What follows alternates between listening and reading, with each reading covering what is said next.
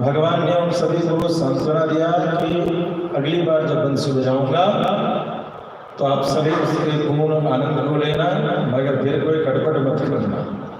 भगवान ये कह करके वहां से चल पड़े। और इधर ये शरद ऋतु की चर्चा थी। इसके पश्चात गोपियों ने मार्गशीर्ष महीने का सेवन किया, जिसमें भगवती कात्यायनी की उपासना की कि मुझे पति की प्राप्ति हो, और वह भी कौन हो, नंद गोप सुगम देवम पति में कुरुते नमः। मुझे कृष्ण ही पुत्र के रूप में प्राप्त, पति के रूप में प्राप्त हो, ऐसी याचना करके प्रार्थना की।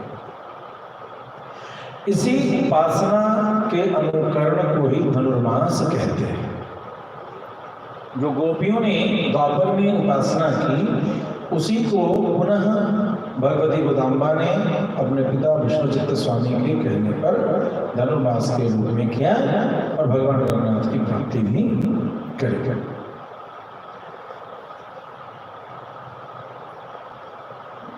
समय बीतता चला गया और पुनः अगले वर्ष का कार्तिक मास आ गया। बड़ा सुंदर लीला है भगवान का कि मैया घर में हुए पकवान सजा रही हैं, बना रही हैं और उसकी खुशबू भीनी भीनी खुशबू जो है बाहर की ओर जा रहा है। वायु या हवा, जो हवा बहती है, वायु बहती है, वो प्रिय कब लगती है या हृदय को आनंदित कब करे, उसके 3 गुण हैं। यदि 3 गुण हवा में विद्यमान हो जाए, वायु में विद्यमान हो जाए, तो वह मुरझाए हुए मन को भी आनंदित कर दे। वो क्या है? शीतल, सुगंधित और मंद बहे, उसमें शीतलता भी हो। ये तो मिल जाता है पंखा से मिल जाता है। पंखा से शीतल नहीं, एसी चला लो और तब पंखा चलाओ तो शीतल मिला, और थोड़ा कंट्रोल कर लिया तो मंद भी मिल गया। लेकिन एक चीज नहीं मिलता, सुगंध। अब उस सुगंध के लिए घर में केमिकल स्प्रे करना पड़ता है। यदि ये तीनों जहां उपलब्ध हो, इस सुगंध की अनुभूति भी होती है। कभी कभी प्रकृति वो सुगंध सभी जगह दे देती है। जब धरती धूप से पकी हो और उस समय बारिश की बूंद गिरे, तो जो सौंधा खुशबू है, मिट्टी की खुशबू, पुष्प की नहीं हो तो बाद में बगिया जाएगा, बगिया की खुशबू बाद में। पहले जो प्रकृति हमेशा देती है, वह जो मिट्टी की खुशबू है वो इतनी सौंधी होती है कि चूल्हे पर बनी हुई रोटी जिन्होंने खाया हो लकड़ी के चूल्हे पर, गैस के चूल्हे में वो स्वाद नहीं आती। भले वो जो है बस पेट भरना है साथ, उसी के लिए ऐसे भरो, लेकिन जिन्होंने कोयले पर या कंडे पर या लकड़ी पर जिन्होंने रोटी एक बार चख लिया है, उनको कोई भी रोटी पसंद दुनिया में नहीं आती। पेट भरना है तो डाल दो सारा कुछ। तो वायु में ये 3 गुण है, शीतल, सुगंधित और मंद। इन तीनों गुण से युक्त त्रिविध बयानी। श्री रामचरितमानस में चले जाइए, ऐसे चीजों को अध्ययन करना हो तो रामचरितमानस में से कई कोड वर्ड लिखे हुए। त्रिविध बयानी, 3 प्रकार से युक्त, इन तीनों गुण से युक्त जो बयार है, जो वायु है, वो जब बहती है तो बहुत दुखी मन को भी ऊर्जा प्राप्त कराती है। इसीलिए कभी कभी या जो करते रहते हैं वो प्रायः कभी कभी वर्ष में एक बार समय निकाल करके किसी पहाड़ में, किसी ऐसी जगह धाम तीर्थ में चले जाते हैं अपने आप को एनर्जाइज करने के लिए। जाते तो हैं वहां। अब वृंदावन की स्थिति ये है कि बिहारी जी के बाहर भी चाउमीन, चौक के इतने दुकान खुल गए कि भक्त कहते हैं जो हम आते हैं वो मिलना चाहिए नहीं। और भक्त तो वहां का वो प्राकृतिक स्वरूप को भी कई बार अनायास विकास के नाम पर हम सभी वो आनंद खो देते हैं। कभी चित्रकूट जाइए, कभी नैमिषारण्य जाइए, प्रकृति की गोद में जाइए और तब उसका आनंद लें। प्रकृति बहुत कुछ देती है और उस जगह पर परमात्मा की अनुभूति एकांतवासिनो जीवा, जो एकांत में रहते हैं, सुखी मुनि एकांत जीविना, जहां पर एकांत जो बहुत शोरगुल न हो, उस जगह पर उपासना हो। और उस जगह पर एक सामान्य शब्द में ऐसे समझें कि एक कोरा कागज है, उस पर छवि उभरती है, लेकिन एक ऐसा मोड़ा चमड़ा कागज हो, उस पर कुछ लिखा हो, उसको आपने इरेजर से मिटाया और फिर एक छवि बनाएंगे तो नेचुरल छवि नहीं बनेगा, वो रिपेयर्ड कहीं ना कहीं से इम्प्रिंट रहता है पहले। उपासना में पूर्वाग्रह नहीं रहना चाहिए कि हाँ ऐसा, आप उसे जाएं एकदम शांत हृदय से उपासना में अपने मंत्र को लें और थोड़ी देर उस मंत्र के साथ अपने मन को जाने दें।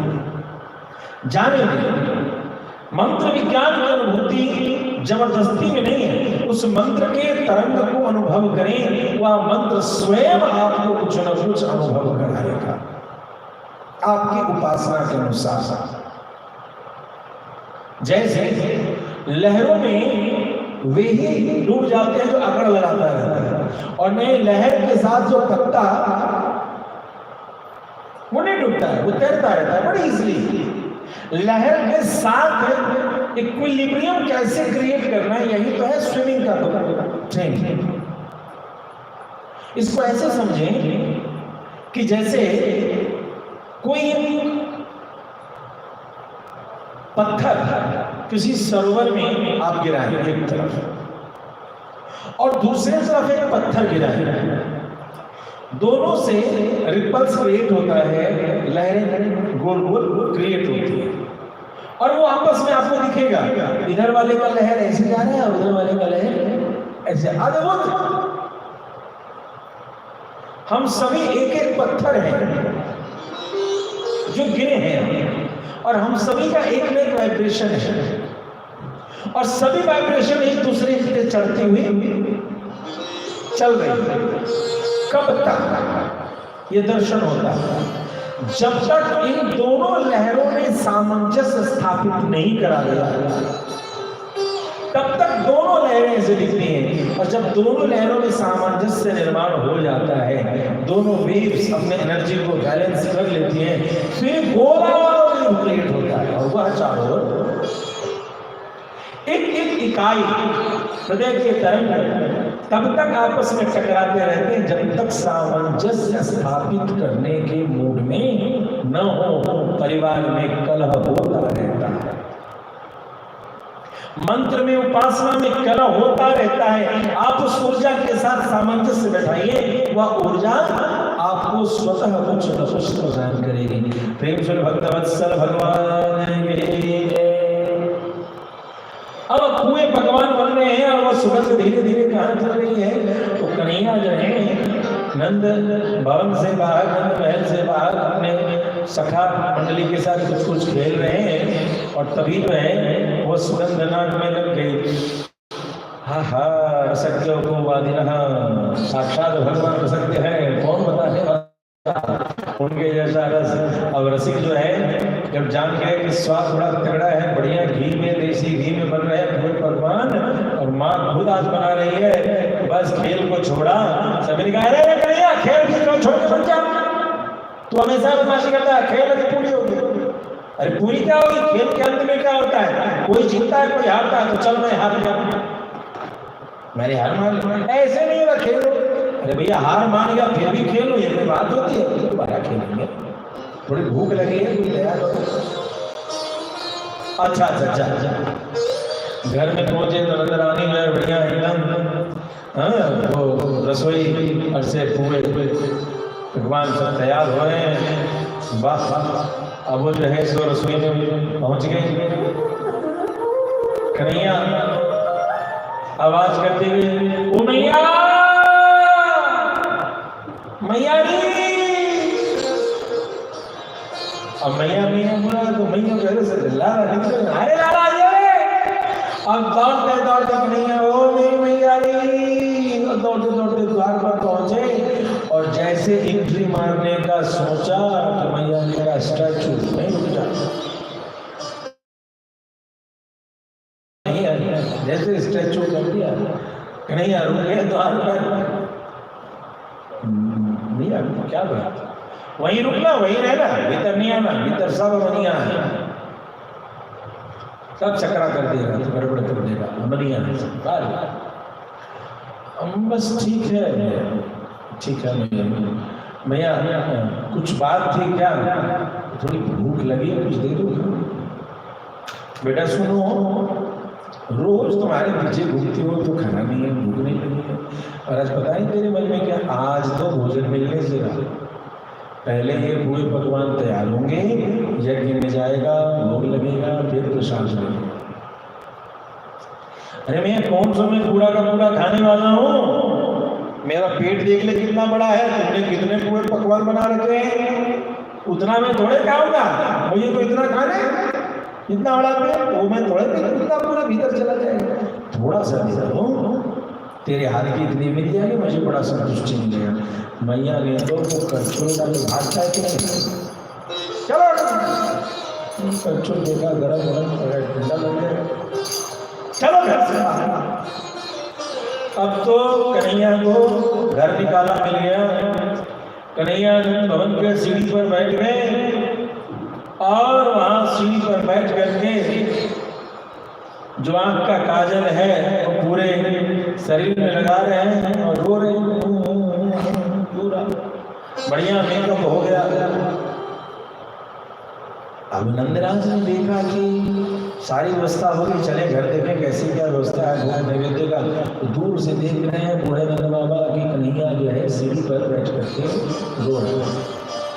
अब तो बाबा कलेजे का टुकड़ा है, कन्हैया बड़े दौड़े हैं, बगल में बैठे, लाला क्यों रो रहा है, चलो चलो घर में। बाबा आप तो अपने घर जाओ, अपने घर जाओ, क्या मैंने जाना, मुझे डंडे नहीं खाने, डंडे मैया ने मुझे घर से निकाल दिया है। तो समझ गए माँ बेटे में कुछ मामला फंसा है। बेटा क्या बात हुआ, मैया ने डांटा है, डांटा होता बाबा तो कोई बात नहीं थी, तुम तो जानते हो मैं कितना समझदार हूँ, मुझसे आप ही तो कहते हो तेरे जैसा समझदार लाला मैं देखा है, डांटा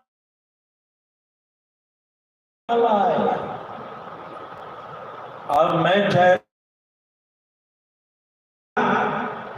यदि कोई घर से निकाले तो बताओ। अरे राम, घर से निकाल दिया, क्या बात हुआ, सब बात समझ गए कि ये झगड़ा है भोजन का।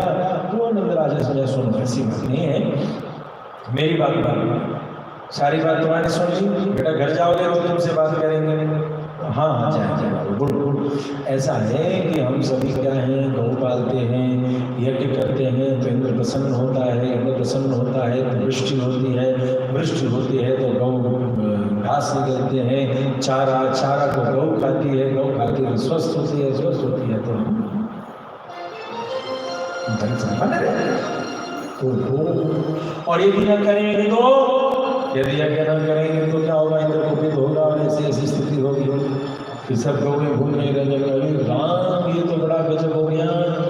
तो बाबा सुनो मेरी बात, एक बार की मैं बात बताऊं, एक बार लगता है तुम्हारा ये इंद्र जो है कुपित हो गया था, हमने देखा कि लगता है बारिश होगी, सारे मोर प्रसन्न, गैया प्रसन्न, हम सभी प्रसन्न, बादल दिखने लगा, हम सभी झूलने खेलने को तैयार। लेकिन तभी एक अद्भुत चीज हो गई, वो ये कि तेज आंधी आई और आकर के उस आंधी ने उस पूरे बादल को लिया और बादल को पूरी आंधी ले गई। बाबा से पूछो तो उस दिन हम सभी बड़े दुखी हुए और मुझे लगता है ये उसी इंद्र की बदमाशी थी। परिणाम स्वरूप बाबा हम सभी तो बड़े दुखी हुए, लेकिन तभी हमने देखा कि वह जो बादल है वह बादल जा करके टकरा गया। वह बादल जाके कहाँ टकरा रहा है, तो वहाँ जंगल में एक गोवर्धन है, एक पर्वत है उस पर टकराया और वहीं वृष्टि होने लगी। बाबा मोरों ने भी खूब नाचा, हम सभी ने भी खूब खेला, गैया भी प्रसन्न और गर्मी से हम सभी को बड़ा शीतल शांति मिली। बाबा जिसने बिना किसी घूस के काम कर दिया हो हम उसकी क्यों न उपासना करें। तो मेरी सुनो, इस इंद्र को रूठी मानने वाले के चक्कर को छोड़ो, हम तो उसको गिरिराज का पूजन करें कि जो बिना कहे हमारी जरूरत को समझता है, हमें उन्हीं की पूजा करनी चाहिए। और लंबी चौड़ी बात करके नंद बाबा को अपना बात बता दिया। अब नंदराज चले दरवाजे से ही बाहर और इधर कन्हैया पहुंच गए। मैया गिरिराज, मैया और कुएं बनाओ, 2-4 किलो और बढ़ा लो। तो बड़ी गंभीर हो गए कन्हैया। मैया ने बोला क्या बात है? मैया तो बना उस इंद्र ने मुझे मेरे घर से बाहर निकलवाया है, मैं उसमें बिल्कुल खैर नहीं रहने दूंगा। मेरे घर में मेरी मैया वो पकवान बना रही है और वो मुझे खाने को नहीं मिलेगा, पहले इंद्र खाएगा। मैं उस इंद्र को देखता हूँ। अब तो मैया कहे बेटा ऐसे नहीं, कान पकड़ो, सॉरी बोलो। अरे इंद्र देवता है ऐसे वैसे। मैं कोई बात नहीं, मैं तुमसे नहीं झगड़ा, मैं तो बैठ के देख रहा हूँ कि तुम्हें खाएगा कौन। क्यों? क्योंकि यज्ञ तो हो गया है कैंसिल, और यज्ञ कैंसिल हो करके उसकी जगह पर अब गोवर्धन पूजन के लिए जा रहे हैं। अरे सभी लोग गिरिराज की ओर जाने लगे। गिरिराज का पूजन प्रारंभ हो गया। इंद्र को पता चला, इंद्र ने अपने सारे दल बल के साथ वरुण देवता को भेजा कि जाओ वहां खूब बारिश करो, खूब बरसात होने लगी, धमाधम। सभी ने क्या करके प्रार्थना किया है। भगवान कृष्ण वहां जाते हैं, अपने पिता के चरणों में, नंद बाबा के चरणों में प्रणाम करते हैं और कहते हैं बाबा चिंता न करो, जिसकी पूजा हमने किया है वही हमारी रक्षा करेगा। हम सभी को गोवर्धन के पास जाना चाहिए। गोवर्धन के पास गए हैं, गोवर्धन को प्रणाम किया और गोवर्धन को जब प्रणाम किया है कि हे गिरिराज हम तुम्हारी शरण आए हैं, हमारी रक्षा करो। ऐसी जैसी दृष्टि हुई भगवान गिरिराज के भीतर समाहित होकर के उसके भीतर से भगवान स्वयं वाणी देते हैं कि नंदराज तुम्हारा पुत्र यदि मुझे अपने ऊपर उठा ले तो मैं संपूर्ण ब्रज की रक्षा कर दूंगा, इंद्र के कोप से मैं रक्षा करूंगा। जब ऐसा हुआ हमारे भगवान ने पूरे गिरिराज को उठाया है और गिरिराज को उठा करके 7 दिन 7 रात तक घनघोर वृष्टि हुई।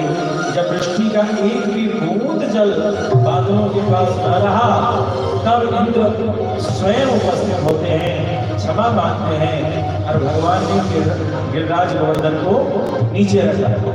अब गोवर्धन को नीचे रखा, सारी दुनिया तो इस लीला की चर्चा कर रही। मैया यशोदा ने हाथ थामा है और कन्हैया को खींच करके ले गई घर और बैठा दिया।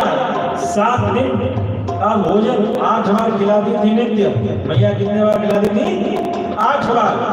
अब वो 8 बार जो खिलाती थी तो 7 8 56 लगा दिया 56 भोग और कहा कन्हैया तू जो है बासी को गया था दौड़ करके, तब से ये सारे ब्रजवासी बड़े स्वार्थी हैं, सबको अपनी मतलब की बात याद आती है और मेरा कन्हैया 7 दिन 7 रात से कुछ खाया नहीं, इसकी चिंता किसी को नहीं है। चल बैठ डाला यहाँ पर भोजन कर और वो 56 थालियां लग रही। अब अकेले छोटो से कन्हैया इधर बड़ा 56 हो भैया मैं खा लूंगा, पूरा खाऊंगा, कुछ नहीं छोड़ूंगा, कुछ घर के काम कर, घर में बहुत काम बचे होंगे। बड़ी हमला विपदा आई थी, भैया को उधर आउट किया, इधर खिड़की दरवाजे खोले, बंदरों को वन वालों को भीतर किया और गपागप ठाकुर जी ने भोग लगाया।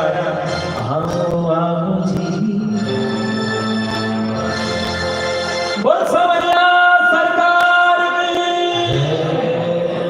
सभी बोलेंगे ना, 2 मंत्र है, हमें तो वैदिक मंत्र से भी भोग लग जाएगा, मुश्किल से आधा मिनट और अकेले बोले में थक जाते। क्या है कि कम से कम चट्टान भी सामने हो तो समुद्र की लहरों का कुछ दर्शन होता है। आओ आओ जी। सभी लोग आएंगे ना, सावरिया सरकार को बुलाते हैं। आओ आओ जी, आओ आओ जी सावरिया भोग लगाओ जी सावरिया, आओ आओ जी सावरिया भोग लगाओ जी सावरिया, जी मोचन हो गए सही यार जी, पधारा सावरिया करे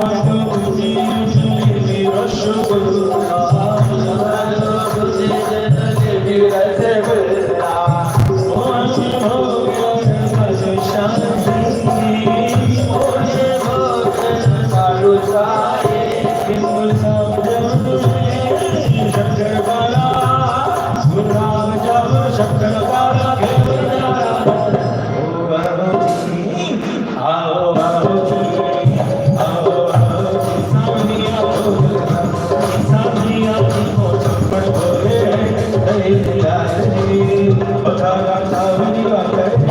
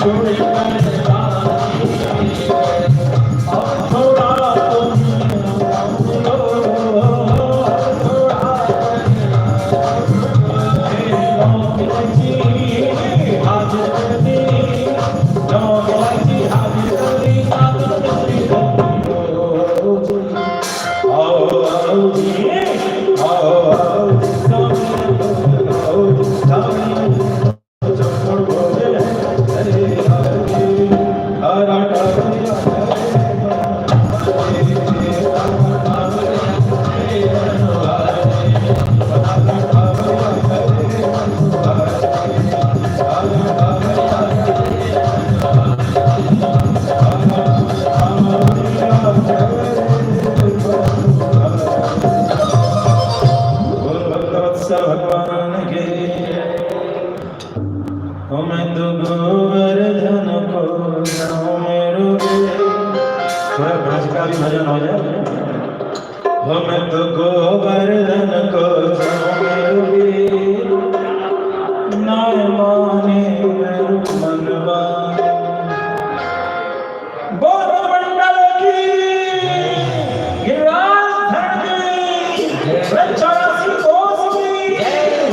मैं तो गोवर्धन को जाऊं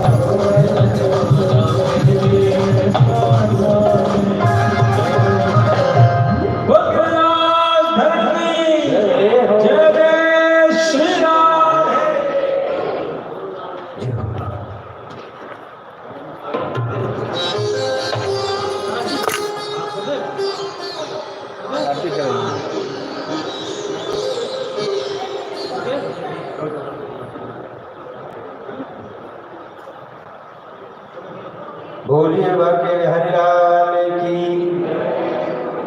ध्यान दें सभी भक्तगण, कुछ विशेष सूचना है जो सभी भक्तगण ध्यान से सुनेंगे। पहला तो हमारे महाराज जी के द्वारा ब्रज 84 कोस की यात्रा 22 जनवरी से शुभारंभ हो रही है 28 जनवरी तक। जो भी भक्तगण इस यात्रा में शामिल होना चाहें वो हमारे महाराज श्री से मिल सकते हैं, आचार्य जी से मिल सकते हैं। दूसरा प्रोग्राम हमारे महाराज जी के द्वारा 9 दिवसीय मिथिला दर्शन यात्रा, ये 30 जनवरी को 8 फरवरी तक चलेगा। 30 जनवरी से शुभारंभ 8 जनवरी तक चलेगा।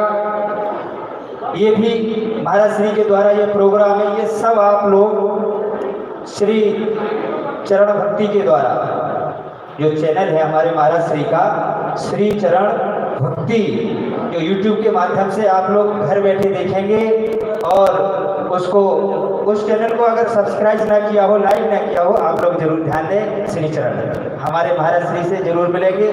अच्छा, एक और विशेष सूचना, भैया आप लोग समझदार हैं, यहाँ इंदौर में रह रहे हैं, यहाँ से ब्रज बहुत दूर है। आप लोग शायद अपने गृह कार्य नाना जंजाला इसमें फंसे हुए सभी लोग नहीं जा सकते हैं।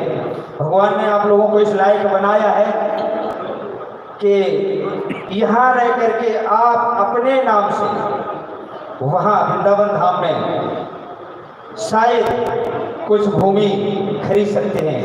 वो महाराज श्री के द्वारा जो गौशाला भूमि दान होता है वो चल रहा है वहाँ का, उसका सिर्फ 10,001 रुपया रखा गया। किसी के ऊपर जबरदस्ती नहीं है, जोर नहीं है, क्योंकि कहते हैं, किसी ने कहा है कि तुलसी पंचन के पिए घटे न सरता नीर, और दान किए धन ना घटे जो सहाय रवि। तो ये मौका आप लोगों को बार बार नहीं मिलेगा।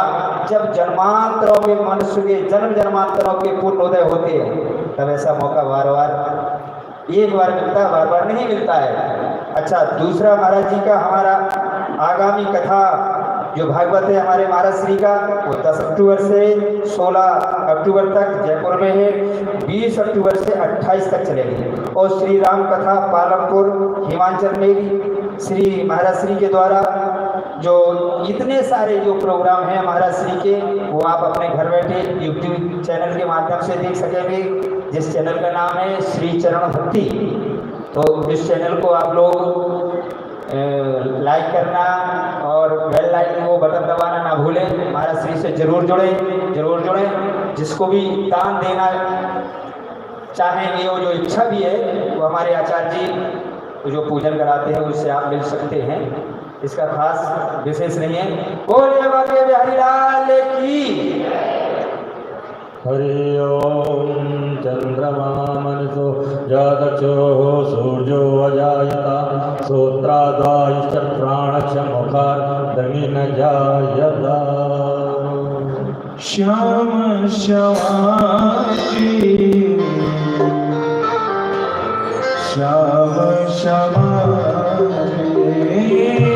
श्याम श्यामाति श्याम श्यामाति।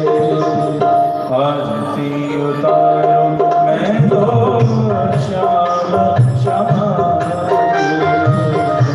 आरती उतारो मैं तो श्याम श्यामाति। आरती उतारो मैं तो श्याम श्यामाति।